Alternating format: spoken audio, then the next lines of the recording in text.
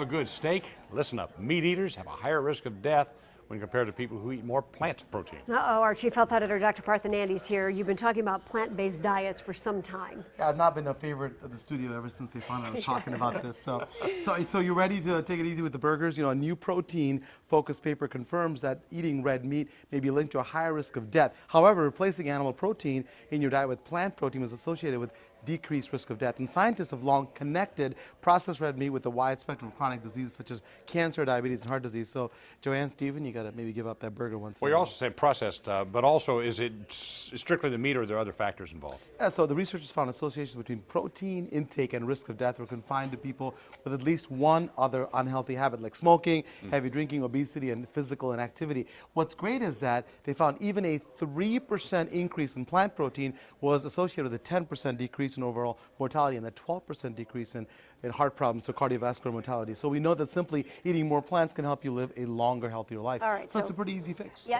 right. You don't have to probably give up the meat entirely, but let's get your prescription for putting more plant protein in. So absolutely. Number one is first finding these findings show that what we've been learning for years now has been proven.